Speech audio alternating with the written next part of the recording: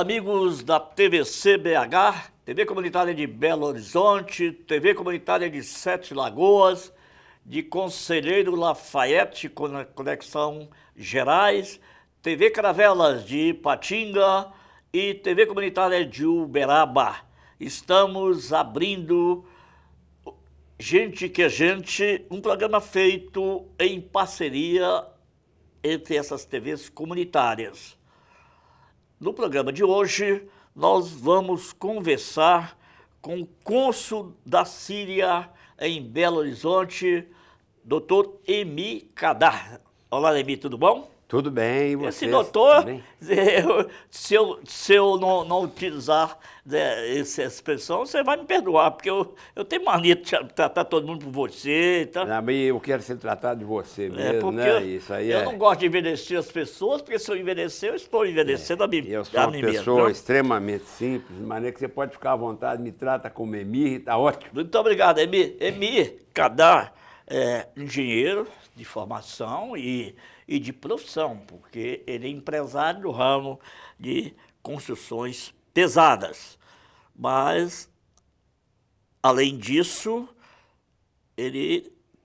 Não vou revelar agora, por enquanto não. Ele é cônsul da Síria em Belo Horizonte e esse foi um dos motivos para que eu convidasse para o programa de hoje para falar a respeito da Síria, como é que está a situação dos refugiados sírios e de outras coisas mais. Agora eu já posso falar que, além de tudo isso, Emi Kadar é presidente do Conselho Deliberativo do Clube Atlético Mineiro.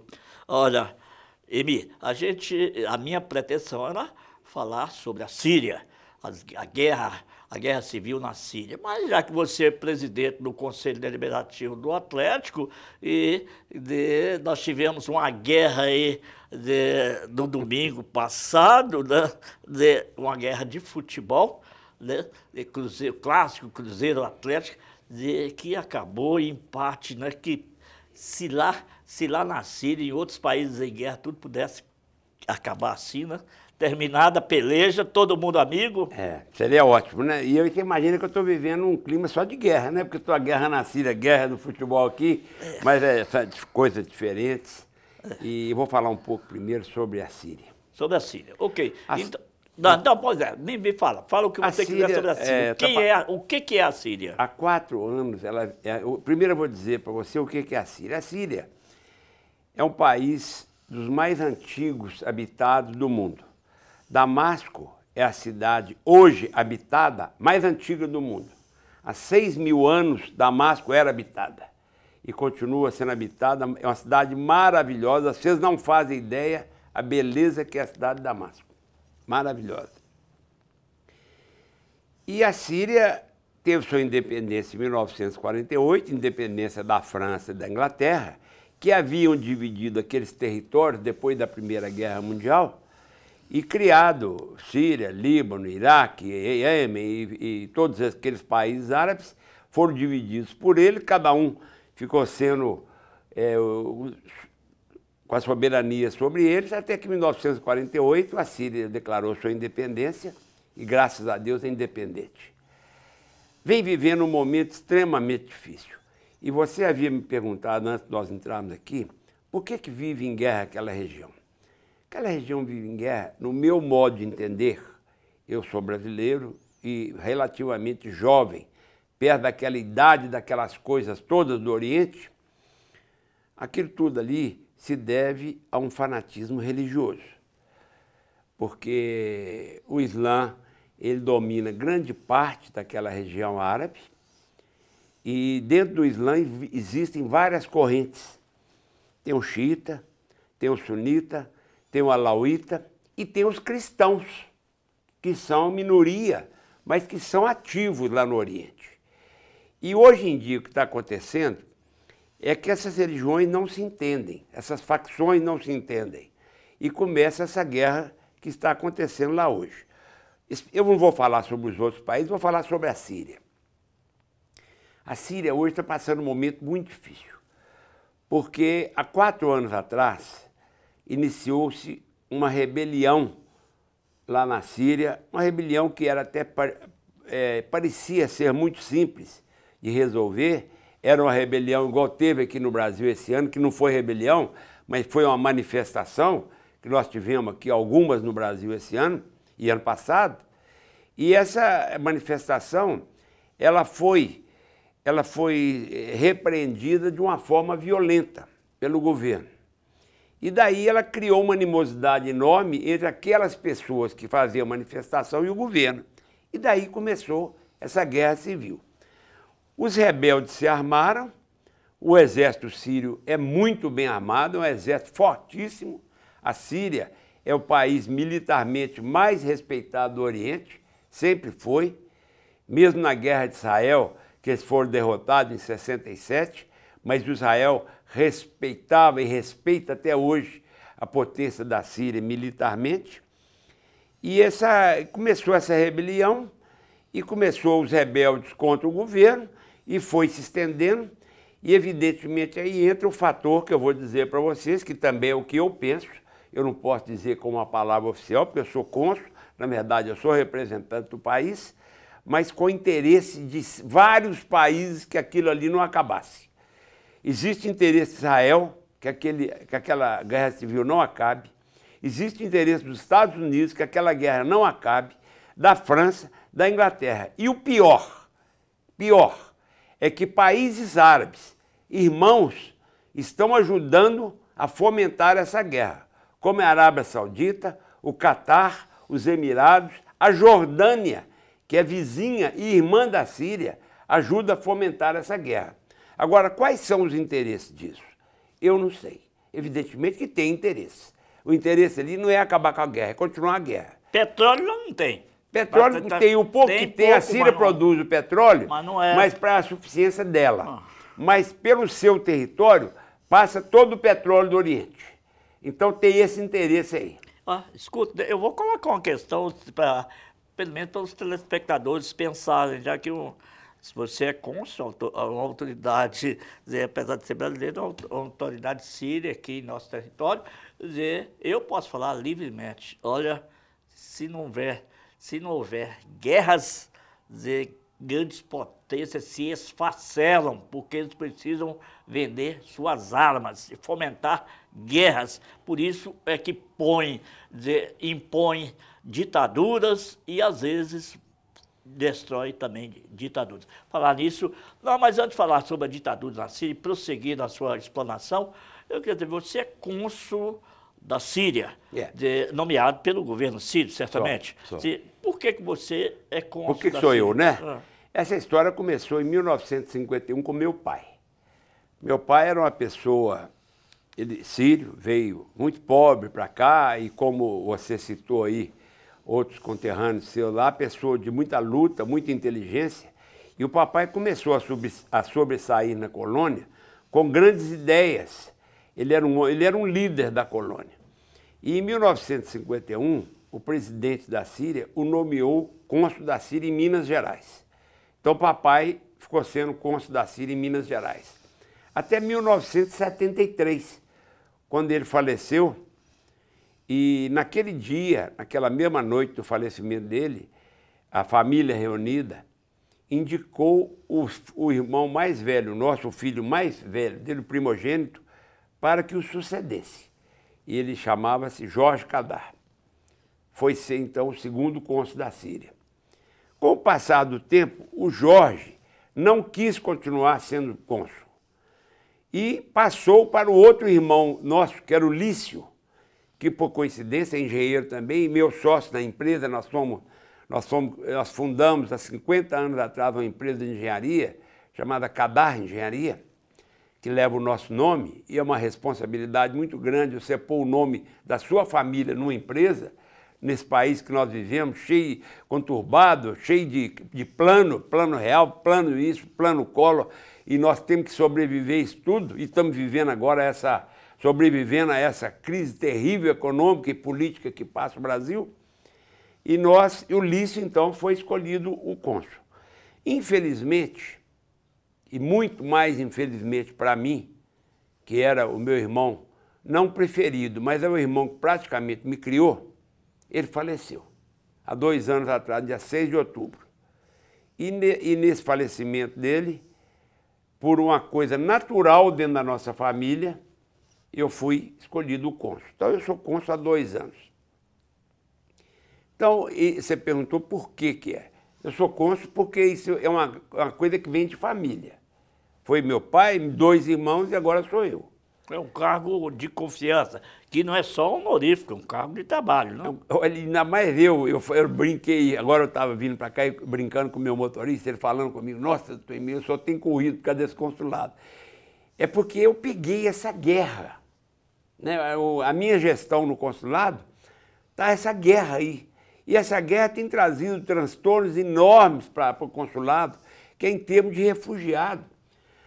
Rapazes chegando aqui, sem nada, sem dinheiro, sem parente, nós tendo que, não eu tendo que acolher, mas o consulado dando um apoio para eles, de conseguir um emprego, de conseguir um lugar para eles ficarem. Nós temos aqui em Belo Horizonte, e isso eu não quero tirar esse louvor de uma pessoa, que é o Padre Jorge, daquela Igreja Sagrado Coração.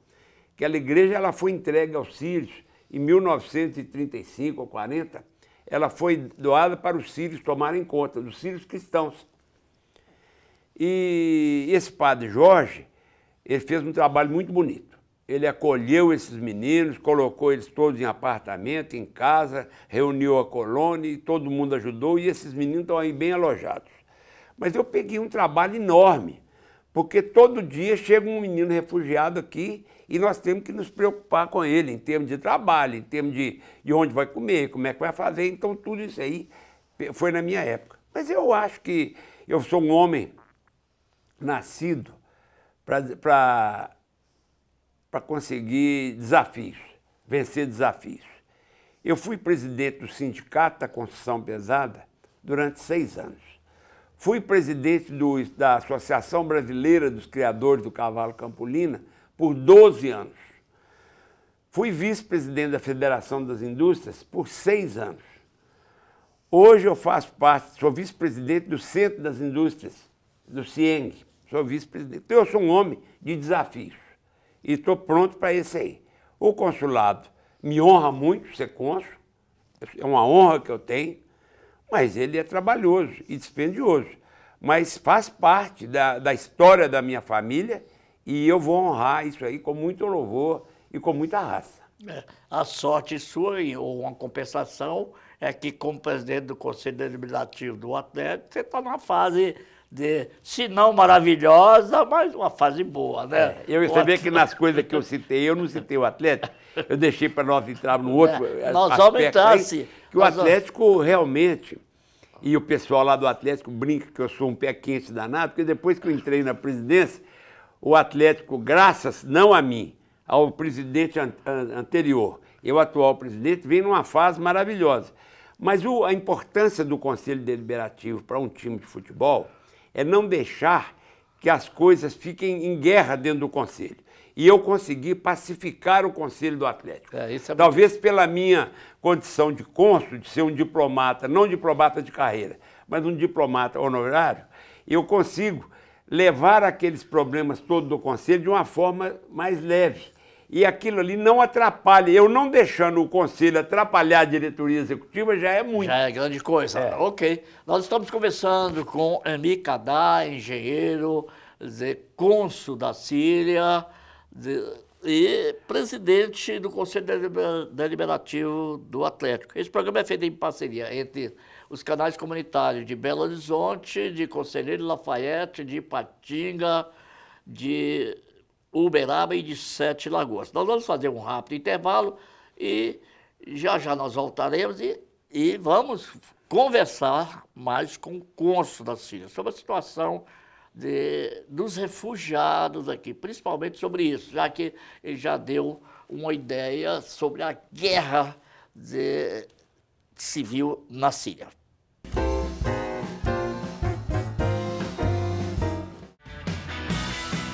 Venha gravar sua peça audiovisual na TVC Produções. Além dos melhores equipamentos que garantem qualidade estética de som e imagem, nossos estúdios contam com revestimento acústico, ar-condicionado, chroma key, teleprompter e tudo o que você precisa para gravar o melhor vídeo para o seu projeto. Entre em contato e faça um orçamento. Ligue 31 3024 2755.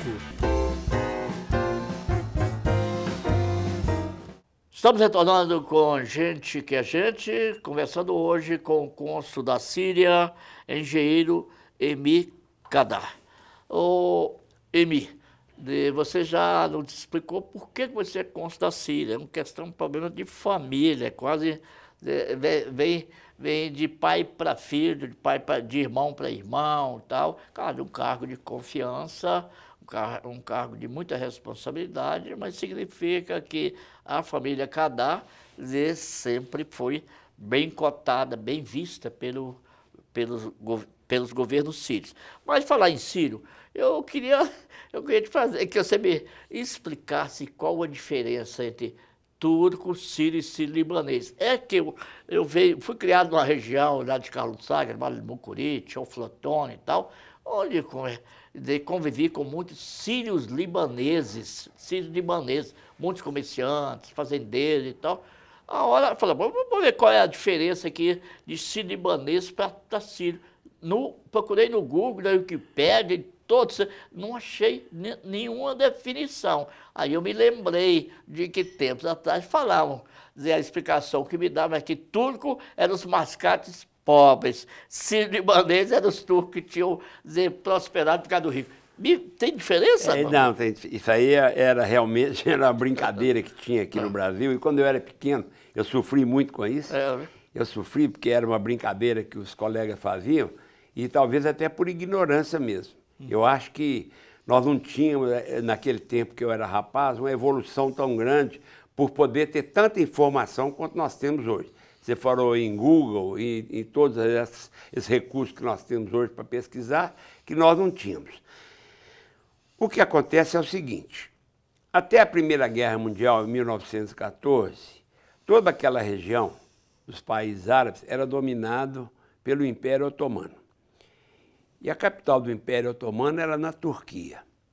Então, quando a pessoa saía daquela região para vir para outro país, eu vou falar especificamente o Brasil, nós estamos falando de Brasil, vamos falar do Brasil, mas isso é para o mundo todo. O passaporte que eles traziam era um passaporte turco, porque quem emitia aquele passaporte era a Turquia.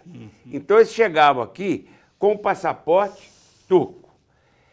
Embora, logo depois da Primeira Guerra, a Inglaterra e a França dividiram aquela região e voltaram, a Síria já era a grande Síria. E dividiram, e fizeram Iraque, fizeram Líbano, fizeram Síria, fizeram por divisões, marcaram as divisões. Então a brincadeira que tinha aqui no Brasil, e que era uma brincadeira que a gente até respeitava, e hoje eu vejo que é por ignorância do pessoal, que falava que quando chegava aqui era turco, porque era pobre. Depois melhorava um pouquinho de situação, virava sírio. E quando ficasse rico, virava libanês. Quer dizer, isso era uma brincadeira que fazia conosco, e eles me perguntavam se eu era libanês ou sírio. Eu falava, eu sou turco, nós somos pobres, então nós somos turcos. Embora a gente saiba que naquela época o rico era a Turquia, que era um país riquíssimo, e é até hoje. Né? E embora agora com essas guerras, ele está muito envolvido em guerra, talvez ele esteja um pouco prejudicado. Mas isso a gente debita mais a ignorância das pessoas e pouco conhecimento. Então está explicado aí por que nós, descendentes de sírios e de libaneses e de qualquer coisa que vem da Arábia, é chamado de turco. Na verdade, nós não temos nada de turco. Nós somos sírios, eu sou descendente de sírio, tem outro que é descendente de libanês, tem outro que é descendente de qualquer outra...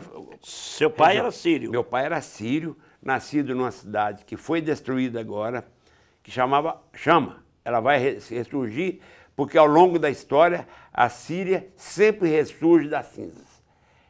Chama-se Homs. Nossa. Essa cidade foi uma cidade muito alvejada pelos rebeldes, pelo próprio governo, porque naquela antes de bombardear quem estava invadindo, ela foi muito bombardeada. Mas ela vai ressurgir, eu tenho certeza, porque ela já ressurgiu outras vezes. Aquilo ali é palco de várias guerras de Império romano, de Império Otomano, de Império Persa, todos já passaram por ali, todos já destruíram e tudo foi reconstruído. O que não reconstrói é a história. Agora, por exemplo, depois eu vou falar sobre o Estado Islâmico. Está sendo bombardeada Palmira. Palmira é uma cidade histórica da Síria. Mas ela não é histórica da Síria, ela é histórica de outros impérios que passaram lá, do Império Romano, que deixou ruínas maravilhosas lá, de tudo que aconteceu há 2000 anos atrás, e esse Estado Islâmico, pelo simples prazer de falar que aquilo é coisa pagão, ele vai lá e destrói.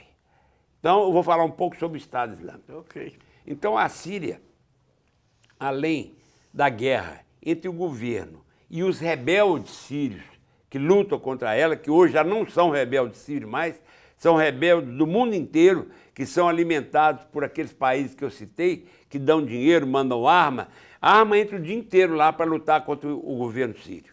Então o sírio tem que lutar contra eles.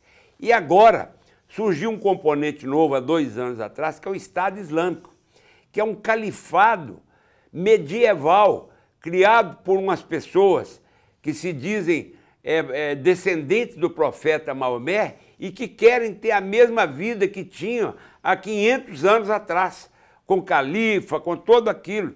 E esse povo, eles são diferentes de nós, de mim, de você, de volta. Eles são diferentes de todo mundo. A lei deles é a lei da morte. Qualquer coisa que não agrade a eles, eles matam a pessoa. E nós vimos aí na televisão pessoas sendo decapitadas. Nós vimos o que me chocou muito outro dia, foi que eles amarraram 4 pessoas, suspenderam as pessoas, puseram fogo embaixo e ficavam baixando e levantando aquelas pessoas até morrer. Quer dizer, é uma lei que nós não conhecemos aqui no Brasil. O Brasil é um país maravilhoso, um país de paz, um país que tem todos esses problemas, mas que supera seus problemas, e lá não. Então, hoje, o que acontece no governo sírio? O governo sírio hoje luta em 2 frentes diferentes. Ele luta contra os rebeldes e luta contra o Estado Islâmico, que já ocupou quase a metade da Síria, e vai ocupar o Iraque e vai trazer problema para a Europa. Para o Brasil não, porque o Brasil é um país de paz, mas vai trazer problema para os Estados Unidos, vai trazer problema para o mundo, porque eles são totalmente inconsequentes. Totalmente inconsequentes. E o pior é que eles estão levando para fazer parte das fileiras deles jovens inteligentes que querem uma aventura e vão se alistar no Estado Islâmico, e depois todas aquelas mortes lá, quem que são as pessoas cobertas com o rosto coberto? São ingleses, rapazes, ingleses, franceses, alemães, que vão para lá se alistar para fazer parte desse Estado Islâmico sem nenhuma vocação, mas são chefiados por pessoas que estão... É um absurdo. Então, só para te dar uma ideia, Edivaldo, eu tenho um número que me foi passado pelo senhor embaixador, que eu estive na embaixada há 15 dias atrás. Hoje, o governo sírio luta em 400 frentes. 400 frentes de combate hoje o governo sírio tem. É um tanto contra os rebeldes, um tanto contra o Estado Islâmico, que nem sei mais quanto que é um, quanto que é outro. Então, a situação lá é péssima. E o que gerou essa situação? Gerou o refugiado, que é a vítima disso tudo, que são rapazes como meus filhos, seu filho, jovens, que são obrigados a sair de lá, como papai foi obrigado a sair por causa do Império Otomano. Esses saem para não morrer nessa guerra louca, fratricida, entre irmãos, lutando com o irmão, um bombardeando o outro, e derrubando casa, e derrubando igreja, e derrubando tudo. Então isso é o que está acontecendo na Síria hoje. E deu essa figura do refugiado que chegou aqui em Belo Horizonte, e que tem vindo aqui em grande quantidade, e que, na verdade, o que nós temos que fazer, eu principalmente como cônsul, é agradecer ao Brasil e agradecer ao Belo Horizonte, porque esses meninos foram muito bem acolhidos aqui, estão sendo integrados à sociedade, à comunidade de Belo Horizonte, de uma forma maravilhosa. Então, o que eu tenho que falar aqui, e agora falo oficialmente, como cônsul, muito obrigado, Brasil, muito obrigado, Belo Horizonte. Obrigado a esse povo todo maravilhoso que pegou essas crianças jovens vindo e os acolheu de uma forma maravilhosa. Cônsul Emi Kadar. aqui você está na TV comunitária, onde a liberdade é total para falar contra a favor do que quiser. Claro que você é representante do governo Ciro, inclusive é um governo autoritário, que vem, é uma família que vem mandando há cerca de 15 anos, e agora está encontrando uma forte oposição armada. Aqui você pode falar e deve falar o que for de benefício do gênero humano. Não vou falar nem que seja de benefício dos sírios, não. Porque, infelizmente, a grande mídia sofre uma forte influência dos judeus, que têm dinheiro e são donos de cadeias de comunicação. Então, a versão que a gente recebe é desse pessoal. Então, resta aqui eu acho, o espaço Oswaldo, da TV comunitária aqui, para o que eu tenho falado com o meu pessoal, com os meus conterrâneos, é o seguinte. Eu vejo a Europa fechou as portas. Então, houve aquele drama todo. Até que eles viram um menininho de 5 anos, ou de 3 anos, morto, afogado numa praia, com a cabecinha dentro da água e a onda aqui, aquela ondinha que nós entramos para molhar os pés, batendo no rosto dele. Aquela imagem comoveu o mundo. Comoveu o mundo. E eu acho até que aquele pobre coitado, chama Aslan, parece o nome dele, aquele pobre coitado pode ser o mártir que faltava para que essa guerra acabe. E o que eu tenho dito é o seguinte, que ao invés desse país da Europa abrirem para receber o refugiado, eles tinham que ter, porque isso aí é consequência, eles tinham que ir na causa. A causa é aquela guerra estúpida de irmão matando irmão, que eles deviam ir lá, e eles têm condição disso, porque o dia que eles quiserem acabar com aquela guerra, eles acabam, eles vão ir lá e para de armar os rebeldes, ou para de armar o governo, ou para de armar o Estado Islâmico, e termina essa guerra. Porque o dia que eles ficarem sem armamento, não tem guerra. E é como você falou, os interesses são esses. Então, o que eu penso desses países que estão fazendo bonito aí na imprensa, eu vou abrir as fronteiras para receber o refugiado, por que você não vai lá e ajuda a terminar com essa guerra? Vocês têm força para isso? Vocês são potências que têm força, que têm tudo. Vão lá e termina com essa guerra. Essa guerra tem que acabar, você tem 4 anos. 4 anos. Entendeu? Senão vai sobrar para a gente. Claro, esses refugiados e o número só vai aumentando, tem que ter um abrigo em algum lugar. Não tem que segura, não. Não tem que segura. Tem que sim, o mundo não nos pertence, não. Nós só temos ocupação do suficiente para a nossa existência, mas ele não foi dado a nenhum Estado, a nenhuma pessoa individualmente, não, ele é de todo mundo. Infelizmente, o nosso tempo acabou. Eu espero que você retorne aqui para mais explicações sobre o que está acontecendo na Síria, e nós vamos deixar aí, já que não há mais tempo, o telefone aí do consulado, o telefone de algum órgão que queira auxiliar aos refugiados sírios de alguma forma, seja com doações, com acolhimento, ou que procure o consulado. Se você quiser deixar o telefone do consulado. Com muito prazer. O telefone bom de contato é 31, é o prefixo de Belo Horizonte, 3291-5533. Esse é o telefone da Cadar Engenharia, onde eu fico o dia inteiro e onde é fácil eu receber essas ligações todas. Não preocupa que se for em dinheiro, isso aí é um detalhe. Uma ligação dando esse apoio já é muito. Entendeu? Só de eu saber que o pessoal está preocupado com esses meninos e que estão querendo, de alguma forma, nós temos recebido esses apoios.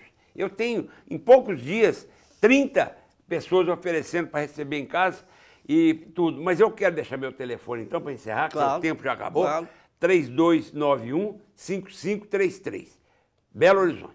Ok, e o apoio da TV comunitária, qualquer informação, qualquer divulgação que o consulado da Síria necessitar, nós estamos aqui inteiramente às ordens. E muito obrigado pela gentileza de você nos ter concedido essa entrevista. Com o maior prazer, obrigado a você por ter me escolhido como a pessoa que faz, né, que o programa seu aborda isso, e muito obrigado a você, também estou às ordens. E aos nossos telespectadores, os nossos agradecimentos, e até a próxima.